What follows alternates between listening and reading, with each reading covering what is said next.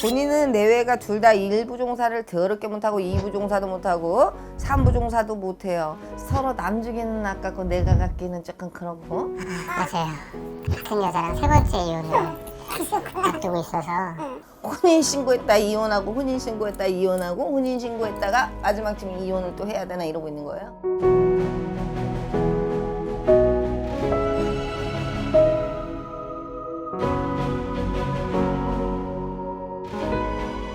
안녕하세요. 안녕하세요. 네. 자, 생년월일 불러주세요.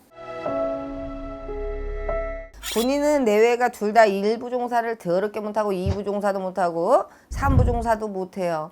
근데 너네는 사주가 되게 웃긴 게 내외지간이 네. 붙었다 떨어졌다 붙었다 떨어졌다 붙었다 떨어졌다 해야 돼. 왜? 서로 남주기는 아깝고 내가 갖기는 조금 그렇고. 마나님도 만만치가 않습니다. 긴씨나 안땅 쥐주 같은 경우는 눈이 되게 높아.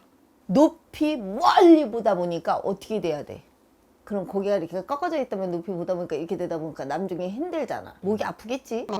아프다 보면 어떻게 돼? 요렇게 봐. 근데 요렇게 볼 때 다른 사람을 안 봐. 너를 봐요. 근데 본인을 바라볼 때 본인이 눈을 안 마주쳐줘야 되는데 연기같이 눈을 마주치거든? 그러다 보면 다시 또 붙어. 5, 6년 전부터 시작이 돼갖고 이래볼까 저래볼까 몇 번을 뒤집었다 엎었다를 했어야 되고 작년 재작년 되게 힘들었을 거예요. 정말로 최악지기로 둘이서 그냥 치고받고 안 싸웠으면 다행이고 끼도 필요 없고 다 필요 없고 둘이서 이 파동이 쳐서 팍 하고 튀겼는데 그게 왜 그러느냐, 삼재라서만 뿐이 아니라 본인네는 산소를 손을 댄 것도 잘못 손댔고 산약바람에서 바람도 불었고 경신생에 이시는 나라천대주 본인 같은 경우는 집안에 우리처럼 방음부채를 흔들어갖고 딸랑딸랑 했던 분이 분명히 계세요. 근데 시네 본인 와이프네 쪽도 기준님 쪽에도 딸랑딸랑이 있단 말이에요. 저희네 같은 방음부채가 가물지기가 둘 다 되게 높아. 신의 가물이. 그러다 보니까 한번 튀겼질이 나잖아. 그러면 이 신의 파동으로 인해서 확 움직였다가 파동이 딱 멈추면 둘이서 눈이 딱 마주치면 좋아갖고 물고 뜯고 또 해야 돼.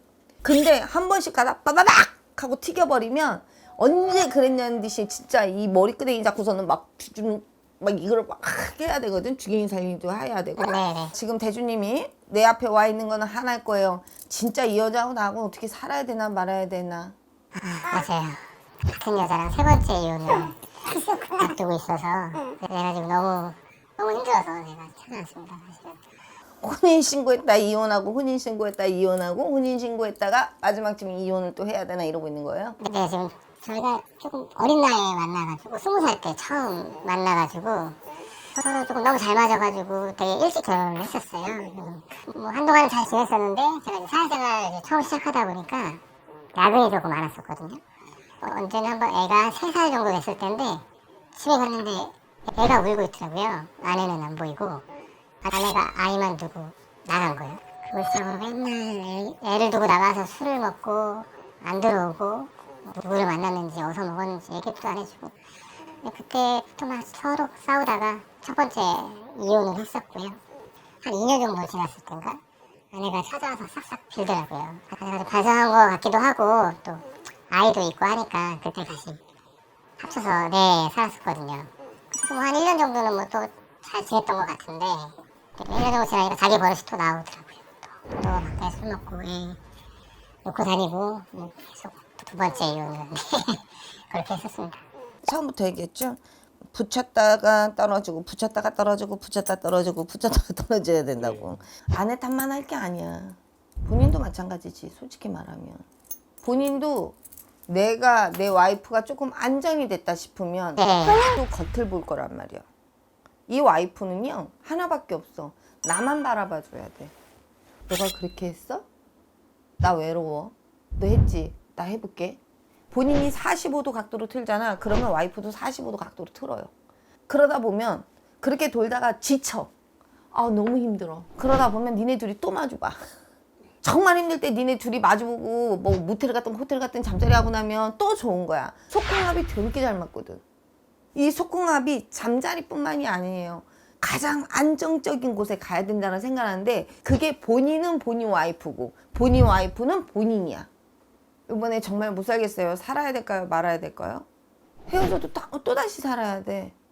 결론인 즉슨 이 와이프하고 헤어진다고 하더라도 다시 합체를 할 거고, 이 와이프가 대주님한테 나 너랑 못 살겠어, 18 헤어져 어쩌고 저쩌고 락 하고 욕을 한다고 그랬잖아. 나 외롭다고.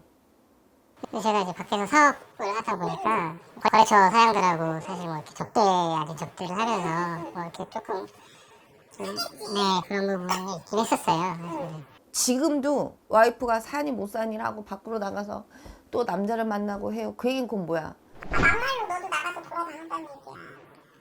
저는 뭐 일을 하면서 그냥 저는 그럼 핑계지. 아무리 일한다 그래갖고서는 여자를 다 만나고 다니는 건 아니잖아. 너가 바람을 폈어? 네가 여자가 있어? 너 한번 너도 당해봐. 네가 여자가 있는 걸 알기 때문에 이 와이프가 나 남자 있어 대놓고 만나는 거야. 너가 여자 어떻게 나를 놓고 여자를 두니? 이거야. 내가 사업하다 보면 남자가 여자 만나갖고 그렇게 대접하는 게 그게 뭐가 잘못이냐? 대접하고 내연녀가 있는 건 틀린 거야. 그 자리에서 끝나고 연락처 없이 딱 끝나면 그건 대접이라고 할 수 있지만, 연락을 하고 지낸 건 불륜이지. 했기 때문에 이 와이프도 하는 거고. 빌어. 미안하다고. 마지막 실수 안 했으면 좋겠고, 마지막에 5점을 나는 이제 더 이상은 안 남겼으면 좋겠고, 기준님한테 잘 얘기 풀어서 사과하고 미안하다 얘기를 하고, 유튜브 나갈 거 아니야. 본인이 이거 사연을 신청을 했으니까 네. 본인 틀어줘. 이 보살님이 이렇게 말하더라. 지금 내가 본인한테 얘기한 거, 내가 본인 와이프가 이렇다라고 얘기하는 거, 이 영상을 보면 네. 나한테 오자고 할 수도 있고, 그러면 데리고 와. 네, 선생님 말씀처럼 제가 노력을 하면 좋은데 아까 미친지 너무 좋을 때가 있고요. 싫을 때는 진짜 아예 쳐다보기도 싫고 막 그래서 조금 이런 거를 좀 해소하려면 뭐 방법이 뭐가 있을까요? 와이프 데리고 와요. 여기로요? 네. 그러면 해소가 될 수 있는 방법을 일러줄게. 알겠습니다. 얘기 잘하시고 네. 그 여자하고 정리 말끔하게 깔끔하게 끝내세요. 네, 알겠습니다. 가장 잘 지키시고. 네, 알겠습니다. 감사합니다. 네.